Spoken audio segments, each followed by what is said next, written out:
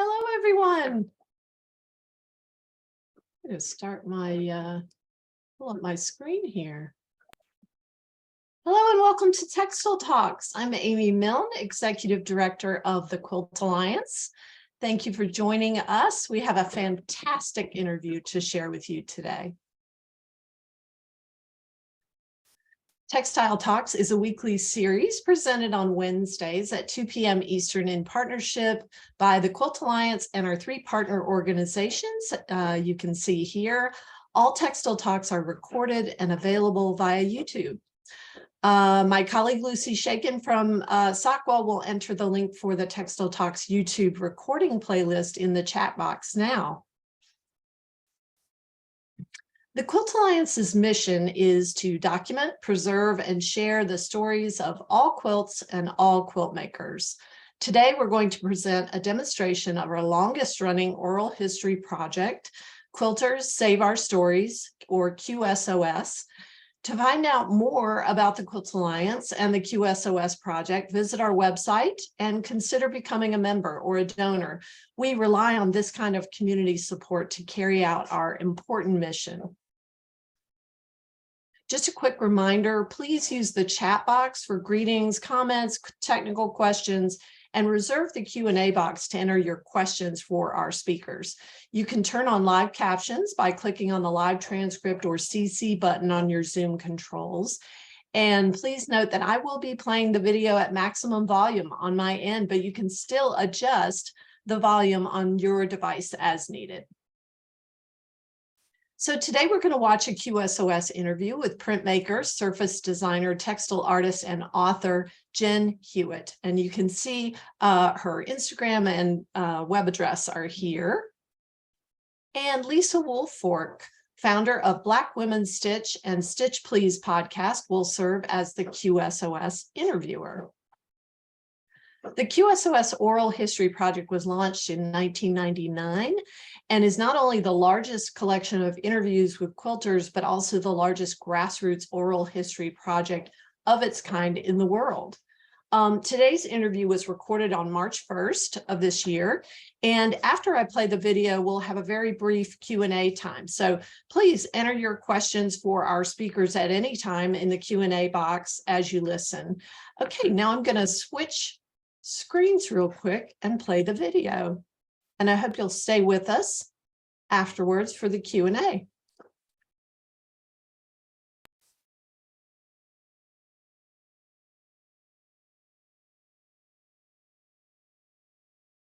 Hello, everyone. My name is Lisa Woolfork. I am the host and producer of Stitch Please, which is a podcast that centers Black women, girls, and femmes in sewing. And I am honored to have been invited by the Quilt Alliance to interview Jen Hewett today, March 1st, 2023. Jen Hewett, welcome to our conversation, and thanks for being here today. Oh my gosh, Lisa, it's always a pleasure to chat with you. This is our 4th time, and now we're going to be in the Library of Congress. I can't believe this. We're just in the Library of Congress now. Like, Well, I can't wait to see what the fifth conversation is going to put us on the moon. Let's try that. Let's do that. So, Jen, I am delighted to speak with you today. I wanted to talk with you about the quilt that you have behind you. You said this is from a 2015 series. Can you talk about the quilt behind you, and what it is and what we are meant to get from this beautiful piece? well, the quilt behind me, which is probably about 18 by 24 inches wide, it's not a huge quilt. It is a part of my 2014 or 2015, because what is time anymore, especially in a pandemic? But part of a series that I did for a show at Rare Device, which is a gallery and a shop in San Francisco where I lived at the time. And it incorporates bits of block printed and screen printed fabric. And it was really meant to reflect the many, many trips that I made on Highway 5 between San Francisco and Los Angeles over the number of years that I'd been living in the Bay Area. So I moved to the Bay Area in 1992. My parents are still in Los Angeles, where I grew up. And every couple of months or so, I would take a drive on this boring, boring highway that's essentially for trucks going through industrial farmland. And on one side, it's industrial farmland. On the other side, it's just nature allowed to be nature. And I was really fascinated by that juxtaposition, but also by the fact that it was this connecting road for me. It was connecting my life as an adult to my life as a child and what that meant. I had 5 hours to really go from being like the adult living in the Bay Area to being the child in my parents' home in Los Angeles. And so what I tried to do was really connect with my surroundings through printmaking. So you can see behind me, and I don't want to grab it because it might fall over. It's in a frame. This is the last one. I managed to sell all the pieces, except for I like this one so much I kept it.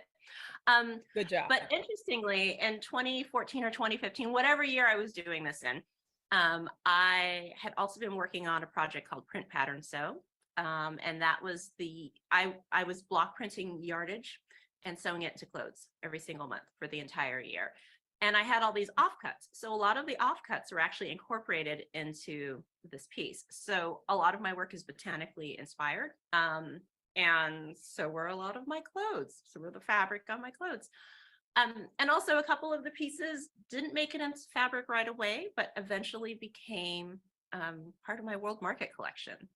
And so when people say that, they're giving themselves a year or two to make it as a surface designer or as an artist or as a printmaker, I'm like, it took 10 years for some of this stuff to find a commercial purpose. But little did I know when I created this all those years ago that there actually had been this huge lineage of textiles in my family that nobody talked about. Nobody told me about, because it was, I don't know if it was just something that was, as both of my grandmothers became professional women, they kind of let go of, and they didn't really talk about. I mean, I think that had a lot to do with it. Yes. And so I knew them as school teachers and mothers and grandmothers, and I didn't know them as creative people who are interested in textiles. And I only found out like in the last 2 years, last year, really.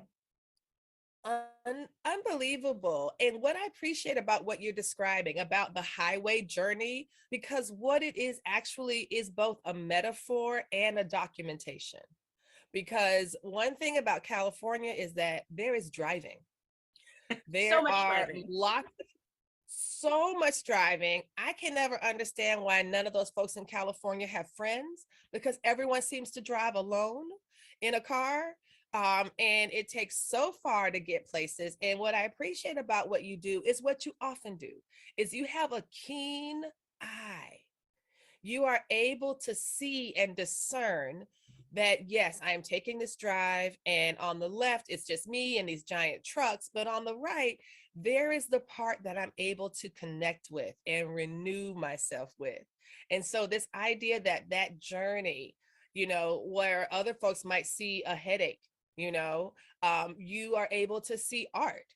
And it just shows me that your process is so your creative intellectual output, the way that you receive materials is so capacious. I feel like there's so much you're often holding on to, the organic and the inorganic, and finding ways to blend those so beautifully. I can imagine someone saying, I'm not going to think about the highway. I'm just going to think about the nature, right? But that's not what you do. You manage to do both simultaneously. And I wonder, when you start to build out your design, do you ever ask yourself a series of questions, or do you just observe and pull from the large set of ideas that are circulating around you all the time? Ooh, okay, so first of all, your statement and your question reminded me that you are in fact a professor of English literature. Because the way you made those connections that were maybe not explicit, but you made those connections and you brought it together. And I thought, I almost feel like I'm in a classroom analyzing a text, because I was an English major. You are the text, friend. You are the text. You are the text. This is you. We are here to talk about your work. And I'm paying attention, friend. This is amazing. They all need to know. I also think about how much literature, especially Victorian literature and early 20th century literature, is really about women sitting around and looking out windows and writing about what they saw, right? Or sitting at, the whole idea of Jane Austen being a drawing room author and nothing really happens in her book. And I'm like, so much happens in her books, right? Yes, the whole life. Taking everything in. It's not Rambo. It's not an action film in that way. It is silent. It is about nuance. It's about observing and analyzing and interpreting what is going on around you, and maybe getting it wrong. But anyway, so I just had to throw that in there. But your question about whether or not I have questions, I think I did in the beginning. I have to be honest. I've been doing this now for 15 years professionally. And I think I did have questions in the beginning, but in so many ways, it's just ingrained in me. It's like, what am I interested in? What do I feel like I have to say? What comes easily and naturally to me? And honestly, what comes easily and naturally has changed over the years as I've gotten better at what I'm doing. And right now I'm working on my next fabric collection, and I had this inkling of an idea of like, wait, I'm really fascinated by this one thing, and it's actually about books, which I won't go too far into, but I'm interested in like the physical, the materiality of a book, and particularly in old books and vintage books. And how do I interpret that, right? Like, how do I make that me, which is usually punching up the color a little bit, making things kind of off, which we can talk about that, how I love things that are kind of off. I don't want things to be like too perfect and too harmonious. I want there to be a jolt of something that feels a little bit wrong, but you can't put your finger on it. And so a lot of times it's like, how do I interpret something that I'm seeing and say it with my own voice? Yes. And so the questions are no longer explicit. They're just kind of floating around, and they just come out of my hands, right? Like the answer comes out of my hands as I'm drawing, as I'm printing, as I'm tweaking things on Photoshop and trying to get the color right. I don't know. And then right now I'm actually working on an actual quilt that will be quilted and bound and requires some symmetry and some real thought about color. And it's really exciting because it's completely out of my comfort zone to get things nice and square and perfect. And yeah, so that's been super fun, but also I'm like, oh, this looks a little bit too harmonious. Like these colors, there's too much red. I got to make it a little bit funky. How am I going to break this up? And so that's what I've been working on too. You know what I love about hearing you say that is that it reminds me of someone. It actually reminds me of Thelonious Monk. Yeah. And Thelonious Monk, the famous jazz pianist, like incredibly well-known genius, and he was known for dissonance. He was known for deliberately hitting the wrong notes on purpose.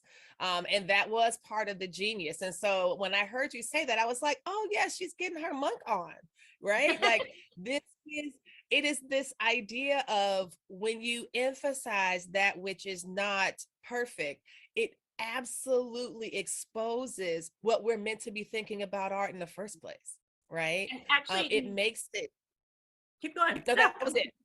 Well, so it's funny that you bring this up because this scarf this is one of my designs, and it's called LP, right? After a record. And right, doesn't Yes. it feel like a Thelonious Monk album cover? Yes, yes, Right? yes. And you know why? Because of the way that the circles reverberate the sound. It's like a speaker. It's like I see audio rings. It's like the reverberation of a sound in visual format. And if you see it in real life, it's actually super wonky. Like the circles aren't perfect. They're not perfect 360-degree circles. Again, the colors are a little bit off. Like there's a sudden jolt of gray somewhere in here that doesn't really show up anywhere else. It kind of works. Part of the reason that I was so fascinated by record covers is that actually my dad back in the day used to run record factories. And so places that press vinyl. And so we always had records in our house because he would bring home Billboard and we could choose, like if it was released by certain companies, we could get that record for $1. So it was like the old school BMG music or Columbia House, except it wasn't a pyramid scheme. So we just always had records, and sometimes he would just bring home a record because he was really interested in the jacket. In fact, that's how we got our first NWA album. He was like, these look like some very ferocious young men. They seem right. committed. I think we should listen to this. Right. And we did. My dad was like, okay, I think we're not going to listen to this during the daytime. Yes.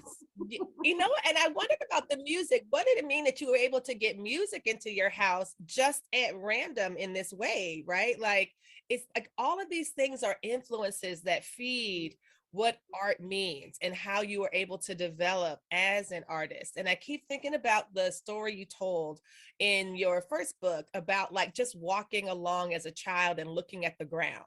And that became a way for you to pull together so many of these organic elements for your process overall.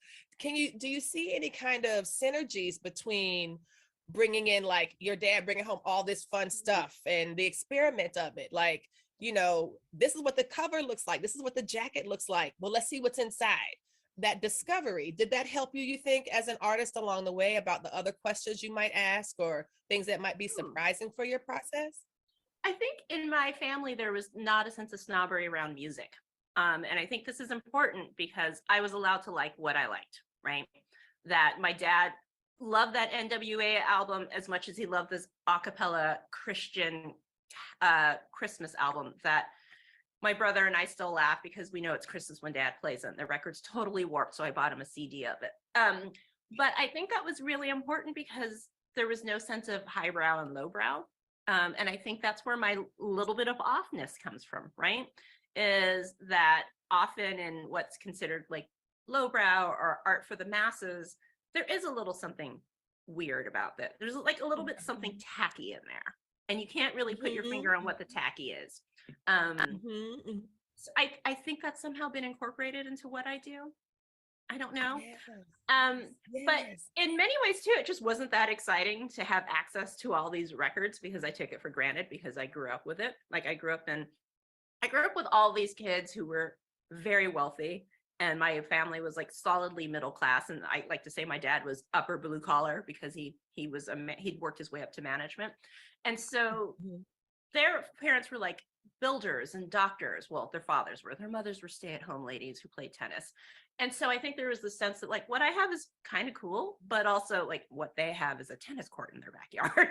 So, and it wasn't until I got into college and friends were filling out those Columbia House ads in the back of the college magazine to get their 10 albums for $1 that I realized that I actually had something really special. Very special. Very special. Absolutely.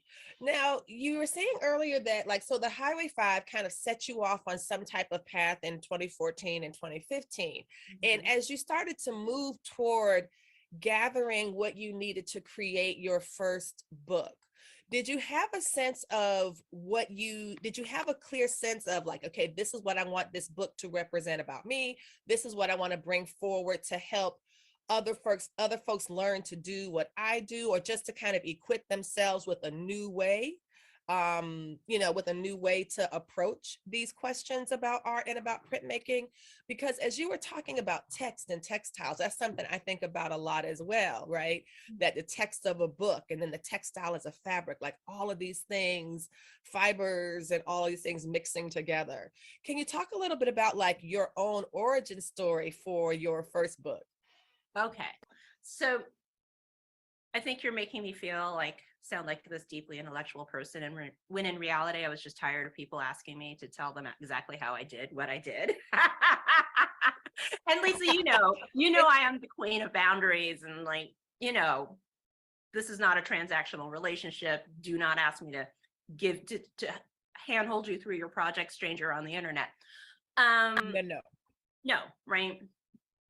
So that was one of the reasons. I had been teaching block printing classes in person for a while. I had my own online block printing class.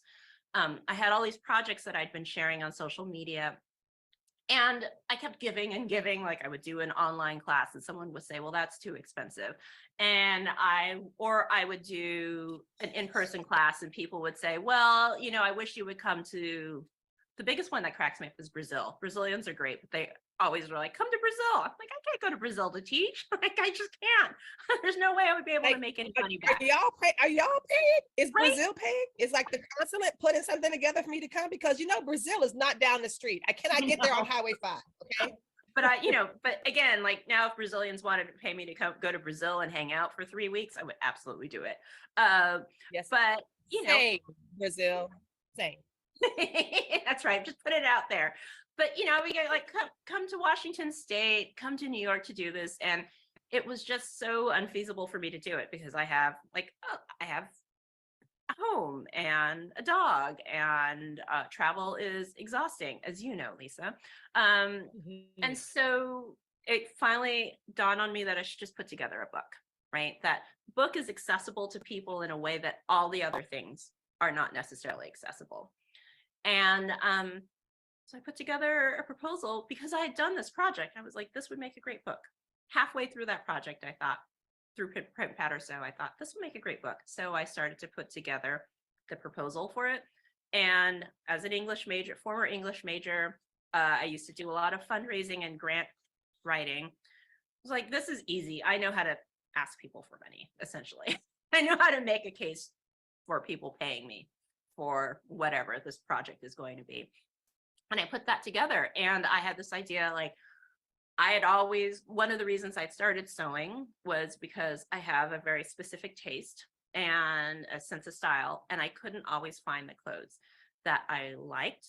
And also, I'm like kind of a snob, so I like things to be well made with nice fabric. And there was a period of time where, Lisa, you and I are about the same age, clothes used to be really, really well made, right? And about 10 to 15 years ago, even the higher end clothes just have not been as well made as they used to be. I used to be able to get a sweater. I still have sweaters I bought from Banana Republic on sale like 20 years ago that I can still wear. Yes. Right? Yes, a wool suit that I got to interview for this job. Like, and that was 23 years ago. I still have that suit. Right? I mean, you could probably sell it for a lot of money on Depop. But I thought, well, maybe I could make my own clothes. I have a sewing machine that my parents gave me when I was 13 that I hardly ever touched. And why not? And then I got to the point where I realized, well, I can't even find the fabric that I like. So maybe I'll just make my own fabric because I had that skill. Or if I didn't have the skill, I at least had the idea that I could teach myself how to do it. And so that's how Print Pattern So, the project, was begun. And it was also this time where, like, you didn't have to buy a big 5 sewing pattern. You could work with these independent sewing patterns that not only were the instructions super clear, they also had like sew-alongs on their blogs. you know, all this. And they tend to be more size inclusive too, like much more size inclusive. There's a lot of things that independent pattern companies were and are doing that the big 5 is just kind of catching up to at this point. So yeah, absolutely. I think now it's the big 4. We might be down to the big 3 soon enough, but Well, I think it's 5 now because there's a whole new pattern company that just started. No Me Oh, Patterns is Mimi G's. yes, Mimi G's section. So there's a lot. So they're definitely trying, and those are way more inclusive than in lots of ways than the other ones. So I'm pretty excited for that. I wanted to turn back to making your own fabric, because if we imagine the fabric as the foundation of what it means to make anything that you're going to sew, either are you going to quilt a piece, or are you going to like make a jacket, or are you going to do a hand towel? The fabric itself becomes like the basis for that is the spring from which everything else is launched. And do you get the sense that there is something empowering about being able to dye your own fabric, or to print your own fabric, that's even different than being able to make your own garments from the fabric that you printed? It seems like that's something I find so engaging about what you do, is that you kind of take it all the way down to the studs, right? Like, these are the things you need to really make something that is yours. Can you talk about that process of like why printing your own fabric, or why printing in that way, is so important? I think it's because it makes you even less of a consumer and more of a producer. I think this is a really important thing as I've become more and more involved in the quilting industry. And let me say, like, it's a nice, it provides me with a livelihood, but I also see the many ways in which an industry that is about like self-sufficiency and creating your own things also is just exists to sell your stuff. Right. And I have thoughts about this. I have a lot of conflicted thoughts about this as someone who actively participates in the industry and who makes a living from it. Yes. But there is something about being able to take a plain piece of fabric and to execute an idea that you have in your head that is really like at the core of being a maker, right? I don't know how to explain it much more than that, like, because, obviously I'm not weaving the fabric. I'm not saying everybody should just throw in the towel and spin their own thread and weave their own fabric. But sometimes it's nice to pull yourself out of that system to make the thing that you absolutely want, because nobody's going to give you the thing you absolutely want. Often you're going to have to make it yourself. And I think particularly with quilting, like the amazing things that I see coming out of QuiltCon, the amazing quilts that I see, like the ingenuity of that. And a lot of times it's with unprinted fabric, which I also find incredibly fascinating. But the ingenuity that goes into that, the creativity of that, like, I don't know. I'm not that skilled of a quilter, but I feel like I can still apply that onto fabric. I can still harness all of that creativity that I have and make a thing that's just a piece of fabric, That probably sounds a little bit too Pollyanna-ish, but No, I don't think so, because I mean, I'm not a fabric dyer. I'm not someone who, I've done a little bit, but that's not something I'm like that, committed to. But something I am very interested in is, like, I feel like when I buy your fabric and when I wear your fabric, I feel like I am also participating in that part, because I feel like the energy that you have put into printing when you were doing your own screen printing and when you were giving people step-by-step instructions on how to do this, all of that creative energy is in this piece that I am currently wearing, right? And so the Unruly Nature collection itself feels so much you. It really does feel, and I just feel like, oh, good, I have Jen's fabric and this is what I'm going to do with this. And it just feels like I am participating in a conversation with you when I take your fabric, and I'm like, okay, I'll take this, and all right, so this part of the dress, I'm wearing the CLO dress, and it has, yeah, I love that one. And so what I did was I rotated your flowers. First they were going up and down this way, and then for the pocket I rotated it 90 degrees, so it's going long ways. So now your fabric is going almost like an upside, like it's going down, and then it meets perpendicular at the pockets. And that kind of movement feels like me continuing the unruliness of the unruly nature. So it does seem to me like that, what all the things that you're describing that you have invested into your pieces are things that are still there, whether you buy it at world markets, whether you are, looking at all of the other places where your art appears. That voice, your commitments to the organic, your commitment to synthesizing, all of that is there in and on the pieces themselves. And that's one of the things that makes me smile whenever I see your stuff. I'm like, this is great. This is going to be great. I love it. Thank you. Let's talk a little bit about this long thread, because I absolutely love this book, and it's a lot about women of color and our long traditions in stitching and sewing and quilting. And you've talked to so many people. You've had hundreds of interviews, as well as people completing surveys and things like that. The book has been out for over a year now. It just had its first birthday last year. Can you talk a little bit about what the comments and feedback have been like, and if that's done anything to maybe shape your own art practice moving forward? So the feedback has been overwhelmingly positive. And because I involved so many people in the creation of the book, there are people who were, it just felt like this big hug, and everybody was cheering me on. They were like hugging me and then letting me go, and then hugging me when I came back when this book was done. And I think it was Raquel who actually said that, Raquel Buza, who was like, yes, this book felt like a hug. I'm like, I know, I feel like I'm getting a hug from you right now, because you've commented on it. You've said this about it. But it is one of those projects when people ask me what I've created that I'm proudest of, and I know they expect me to talk about a design I've made or a collection I've made, and I always have to come back and say it was this book, because I was the conduit, I was the editor, and I did some writing, but in reality, this book is about something that's much larger than me, and so I have felt that reflected back to me in so many different ways, over and over and over again. And then, I'll meet somebody who's never heard of the book, never heard of me, which is, totally understandable. I'm just a small Not person. really. And they That's freak weird. out. Like it happened at Wool and Folk. So it's like the artisan fair before Rhinebeck Sheep and Wool is the day before.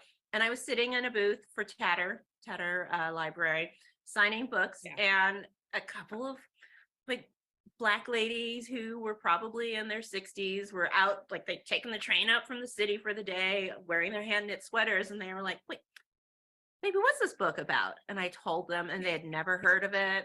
And they're like, well, we're just going to have to get these. Are you going to sign it? Okay, sign it. Write it out to so-and-so. And so I signed 3 books of these ladies who were super excited and, had to do like the auntie thing of, now just keep on keeping on. And I'm like, I guess right. We're so proud of you, baby. We're so proud of you. You keep on going. With their Louis Vuitton purses and their jewelry and their perfectly knit sweaters, little slouchy boots. And I was like, I'm not that much younger than them, but this is who I want to be in, 15 years. Exactly. Like, thank you for being here to show me what's possible for me in the next 15 years. Exactly. So that's also whenever people discover the book for the first time and email me something nice or tell me something nice in person, it's just, it's so gratifying. How's it changed my practice? I think the biggest thing that it has allowed me to see is that my work is always bigger than me. That I put things out there now and I just kind of let them go, right? They're going to take on a life of their own. They are going to become a beautiful dress. They are going to decorate somebody's home now that I have wallpaper. It's just, it's so much. I put things out in the world and I put them out there because I have something that I want to express, and then it's out of my hands. And it's actually really liberating to be able to do that as an artist, to acknowledge that you can't control the narrative. It's very liberating. And I would just like to add that as someone who is sewing with your work, I think that you pass that message of liberation on forward. And I say that as someone who like was paying very close attention to the Ruby Star Society selvages on their fabric. You know, Rashida has great selvages, and your selvage with Floridora, and learning that this was your father's mother, and you didn't even know that she had this. So here she is, honored on this fabric. And you didn't know that she had this rich background in creativity because you were saying that you knew her as a professional woman. And now I feel like I know about your grandmother and that I was able to put her under the needle of my sewing machine. And I sit at my sewing machine and think about my own grandmother. And so like it just feels so just affirming. And I just don't know if you realize that what you have created and what you continue to create by putting it out in a way that empowers us to create too is just extending the reach of this long thread. It is stretching it out even more. What's that? You're gonna make me cry. Rashida said the same thing, and I just said she was a crybaby. Well, she is, Rashida's just a lovely, squishy human being. She is. And I cried too. We were crying all QuiltCon. Every time I saw her, we talked and we cried. Every single time. Melody Miller too. I was like, I can't come back here over here anymore because y'all are terrible. Oh, Melody, let me tell you, I have learned so much from Melody. Because she has been, essentially, she's my creative director when it comes to the fabric. And she picked me way back in 2017 before my first collection. And she asked me if I would be interested in doing this. And I was like, I had very little Photoshop skill and it would take me forever to do stuff. And so she sent me back my files and I was like, how did you do that? She showed me how to do it. And then that really changed what I've been able to do. And so whenever people tell me they think, I need to take these classes, I need to figure this out before I can jump into this professional world. Like, actually, you just need to have the creative power and the intent, and people will help you if you are genuine and reciprocal. And it was right. And I think a lot of times that gets lost. I think social media has flattened a lot of relationships to people to the point where I get questions from people who are like, I need you to tell me how to work with manufacturers, or at least point me to a class. And then one person, I just didn't respond because that's not okay. And then she started leaving comments on all of my posts like, oh, I guess you've been busy. And I finally said, I don't respond to those kinds of questions. Which is a digression, but I think. But not a digression, but let me just step in really quickly. Remember, you mentioned Raquel Busa, right? You mentioned her. Raquel taught me how to do, well, I can't say she taught me how to do Photoshop. She tried to teach me how to do, she tried to teach me how to do Procreate on my iPad. I took a class with her, and we've been talking back and forth. And when you were putting out calls for interviews, I said, Raquel, you need to get in this. And I made sure, I was like, I sent her the link. I made sure she was in, and she has been so grateful to be linked up with you. And it makes me feel like I'm so happy I could make that connection. For me, that's what I like to do. I like to connect people. I like to say, oh, you like to do this and this person does this. Maybe you can, learn from this person. And it's the genuine relationship. I knew she could have something that would benefit what you were doing. And I know she's so happy to be connected. You know what I mean? And I feel as though no one has the rights to our time. No one has the rights to that. But if we choose to give it, then that has to be respected, and cared for in good and meaningful ways. And I think that that's the way we're able to keep this ethic of care going, even in an ugly, extractive social media environment. There is I've been on those posts with you when people are like, tell me how to do licensing. And I'm like, you gotta be kidding. You cannot be sitting here telling me that you were on an Instagram post, the same one I'm on, and you expect her to like break down how you do licensing as an artist. Do you think is there no one else you can ask? Maybe you can build better relationships with people for real. Like, confused. Well, I think of the great Sean Kimber saying, we all have access to the same Google. Right? But I think so much of my growth And yeah, so much of my growth has been due to community. And in order to be a part of a community, you have to be a part of a community, which means that there is, again, communal care. There is sharing. It is not about coming in and saying, what can I get out of this? It is as much of like, what can I give? What can I receive? And I think, again, the book is so much about community. I think originally it was titled The Craft Community. It was like the placeholder title. And I kept saying to my editor, my agent, I don't know what the title is yet, but it will become really clear when I read all the survey responses. I'll be able to come up with a title then. And finally, I got pushed really hard to come up with the title because they had to start marketing the book. And I had gotten through like the A's, the B's, and the C's. I arranged everything alphabetically, and I got to Miss Cecile Lewis. And her quote, which incorporated this long thread, was the one that stood out to me. And I thought, that's it. That's the title. And so I sent it off to my editor and my agent. And then my publisher was having, I think, a 50th or 25th anniversary, no, 50th anniversary party. And I said, this is where the title comes from. And I read the quote and everybody was sniffling in the room. And I thought, so this is actually it. This was was a community title, right? I somehow knew that if I pulled together everybody's stories, that I would receive the gift of the title. But I had to do all that work. Yes. And I also had to be a good steward, and I had to be perceived as a good steward of people's stories. Yes. Right? Yes. In order to receive that gift. And you also had to trust yourself.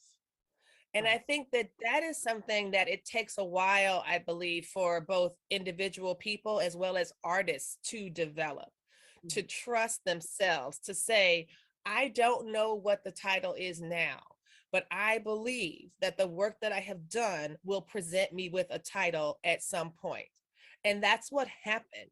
Do you have any advice about how does one develop such a muscular sense of trust in oneself?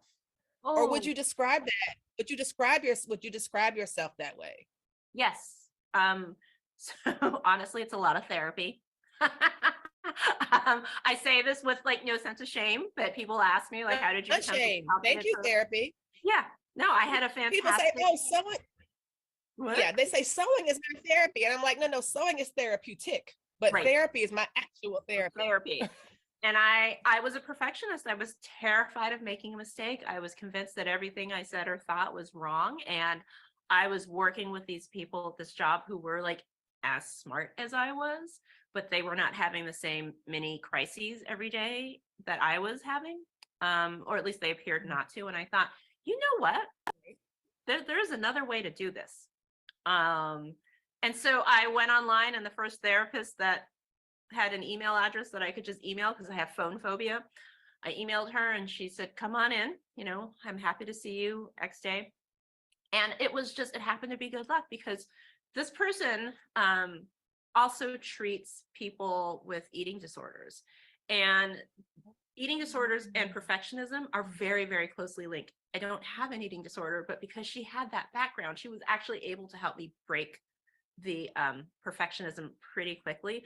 And our first session, she said, you have an assignment. I was a really good student. I love an assignment. She said, I want you to intentionally make a mistake this week and see what happens and report back next week. And I don't remember what the mistake was. I mean, I don't even remember what the mistake was, but I came back that next week and I was like, nothing happened. Nothing happened. I'm still here. I'm still here. There was no public shame. And that broke it. I was like, I can say what I think.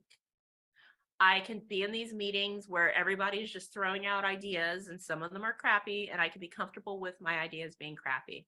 And then when I became an artist, I guess I was always an artist, but when I became a professional artist, there was a sense like I could go in and I could try this, and I didn't have to be the best at it. I didn't even have to be good at it. I could go into a screen printing class and say, I'm an absolute beginner. I need someone to help me, and I could accept the help. And I think, again, we talk about community, like there are people who think they can only give help. They don't need to receive help. But I think the people who need to receive help actually benefit the entire community as well, right? Because it allows other people to use their gifts. Yes. And to share their gifts. And so then I just became a person who was like willing to take risks all the time. You know, mitigated level risks, decent risks, not going out there and being crazy and just trying anything. But I suddenly had this sense of confidence that it took me 4 years of therapy really to build. But once I got to this point, there was no looking back.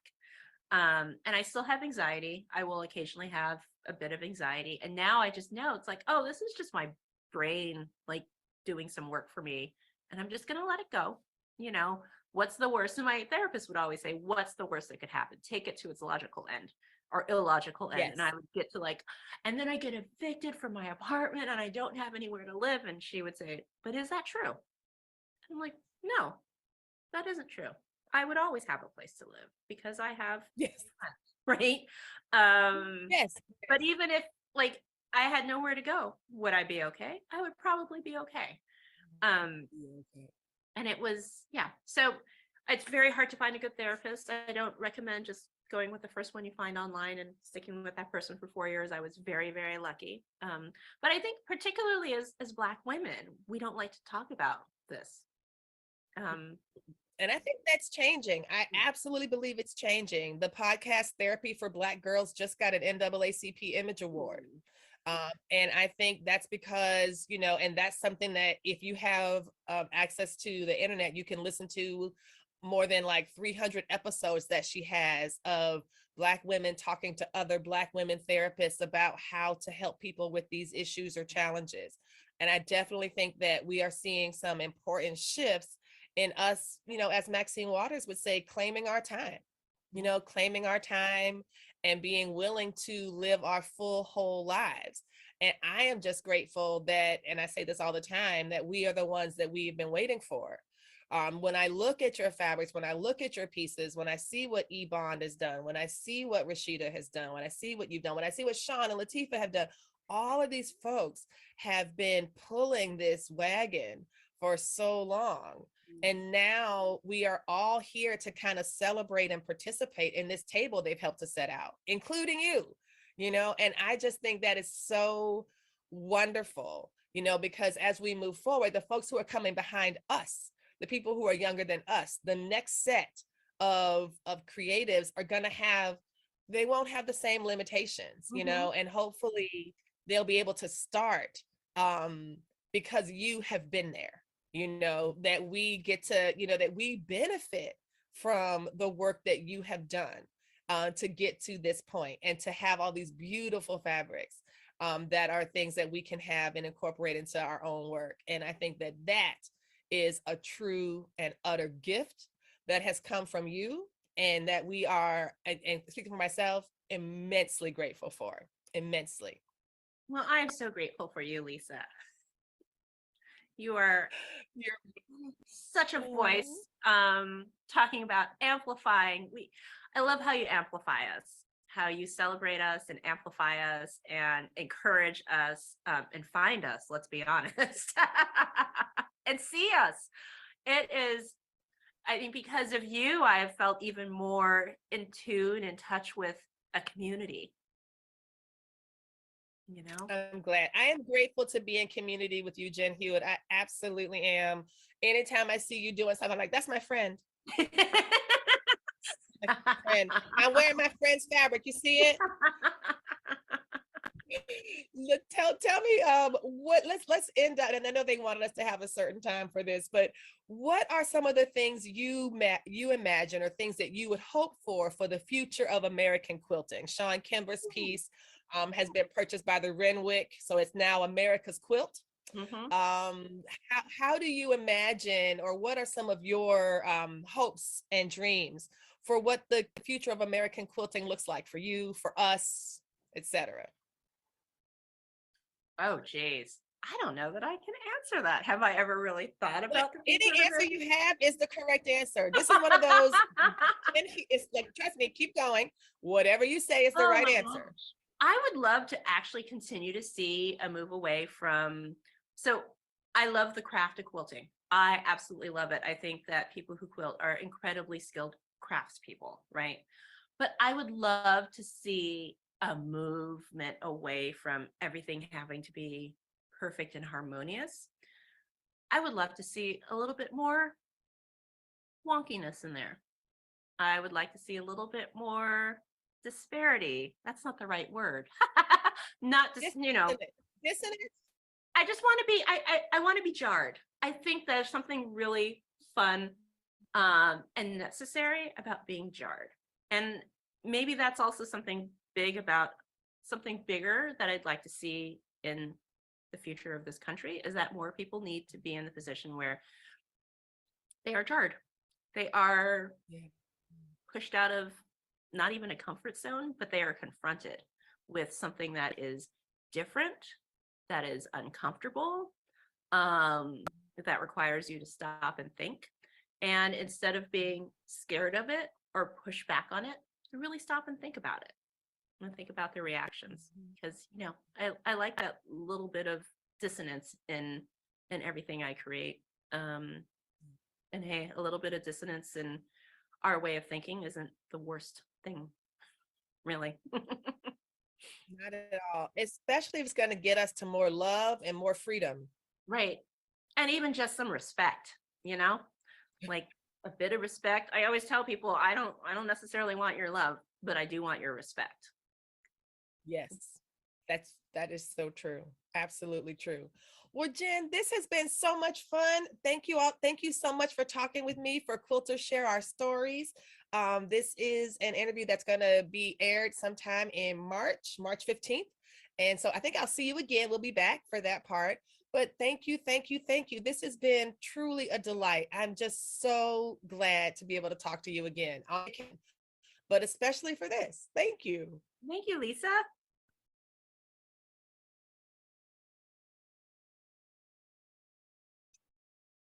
I'd like to ask Jen and Lisa to join me now.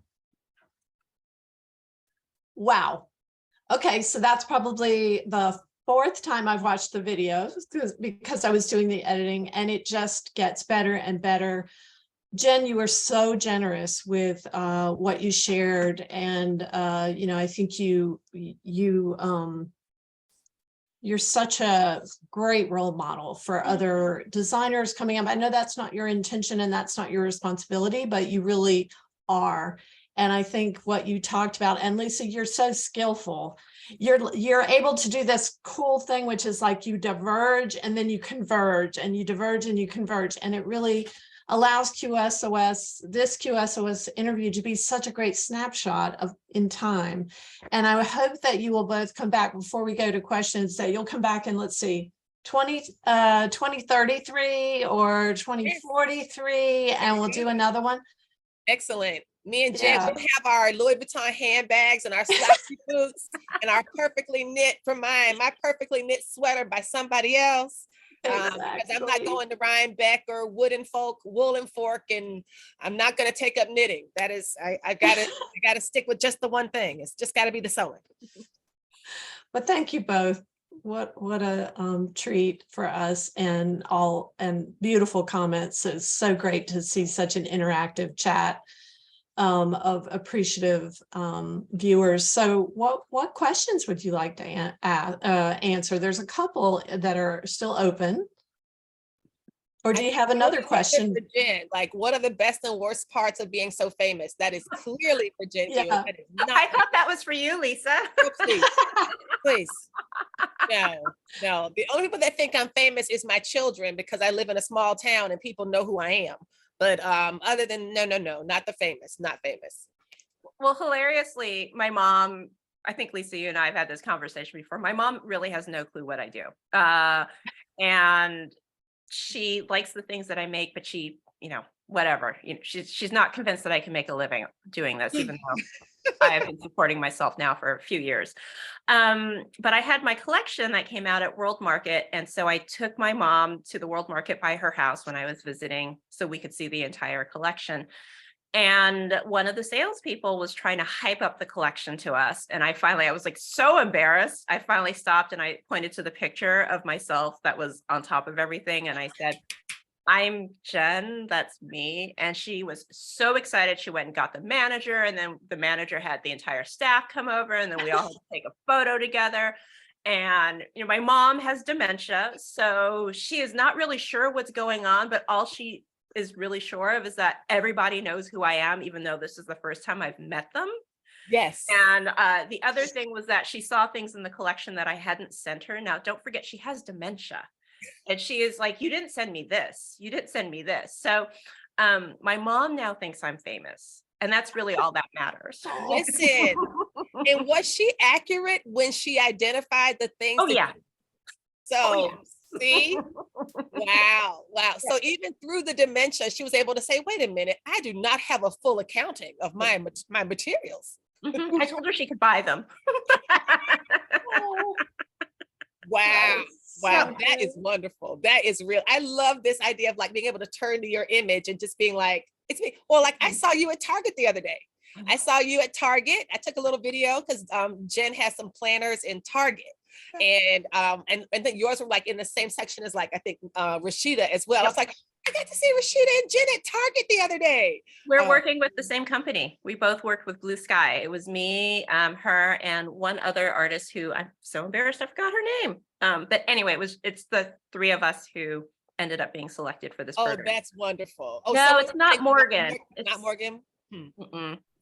Yeah. I was also so excited to see it's like so many folks in the chat. Like, I think Lisa Shepherd Stewart's in the chat. I think Yvonne was in the chat. Geraldine Wilkins were in the chat. These are all folks I just saw at QuiltCon last month. So that was really exciting. Karen, like wonderful listeners to podcasts. Thanks, Sylvia. I'm in the sewing studio. This is where I sew and where I record the podcast and also happen to do my laundry. So it's very glamorous. full circle. It's beautiful. So let's see, what else have we got here? Jen, what are you working on now? Asked Karen. I am working on a bunch of things, actually. So it's a weird year because after 2.5 years of just tons of licensing deals, everything got really quiet. The economy is weird. And actually, as artists, we notice that first because spending slows down with us first before it starts to slow down on everything else. And so I have been making my own things. I have been sewing bags, which I vowed I would never get back into production sewing, but if I just do 20 at a time, it's fine. I have a screen printing setup that is almost done. So I am going to be doing some project bags, hopefully next week, printing those. And then I registered for a screen printing yardage repeat pattern class in the late summer, early fall in Kingston. I'm in the Hudson Valley in New York. I just registered for that. So I will be learning how to screen print continuous yardage. I can block print continuous yardage. I can't screen print it. Oh, wow. That sounds like a whole new setup. That's amazing. Yep. It requires a 7-foot table, but I have a huge studio now. So it's the first time I actually have space to do that. You know what I'm doing right now, Jen Hewett? I am actually measuring my table visually. I'm like, 2 feet, 4 feet. You're eyeballing it. Oh, yeah, I'm eyeball. Well, I have a giant grid mat. So it is actually, I'm like, dang it, I think it just goes down to 7. Oh, dog, it's only 60. That's only 5 feet. Maybe it's 6 feet, maybe 6 feet. Dang it.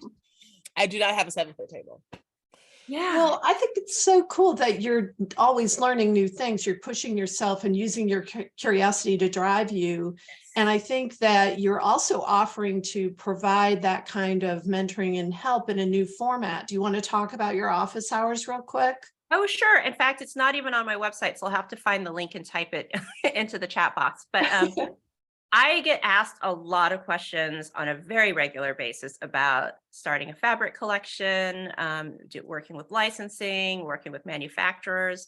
And so instead of, and like 10 people ask me the same question, I've decided just to work one-on-one with people with a half-hour office hour where people can come, book half an hour with me and let me know ahead of time what they're looking for to talk about. And then I'll sit with them and just walk them through it. And I find that half an hour actually of concentrated time is all you need to really get to get through those questions. So let me see if I can remember the link. I'll put it in here if I can. Hold on. Somebody else might have already put it in there. No. Not yet. That is such a cool comparison. It's like, and Lisa, you're an academic, so you probably have office hours. It just all the seems like time. such a great Yeah. model. Yes, I don't get to charge students for them though, so that might be something I want to look into. Certainly. Yes, but you do get paid by the university. So I there do you get go. paid by the university, so that's probably why they don't let us charge by the student. I will look into that though, just to be sure. But I think. Well, I wish we had about another hour for more Q&A, but we're going to have to wrap it up. I want to thank you both so much for putting in the time and the preparation to do this interview. And I'm super serious about coming back in 10 years to do another interview so that we can look back and sort of compare where you are now and where you'll be then. And I hope you all will join us next week. We'll have another Textile Talk hosted by the Quilt Alliance, but presented by a group called the Six Know-It-Alls, which is a group of quilt historians that are very funny, but very accurate and experienced. And they're going to talk about the 1933 Sears Quilt Contest revisited. So that should be really cool. Thank you, Jen. Thank you, Lisa. Thank you both so much. Thanks everybody for coming. Yeah, thank you, audience. You've been amazing. What a great, enthusiastic group. Take care, everybody. We're going to thank our sponsors next. Before you go, take a look at who's supporting this project and keeping it free. Take care.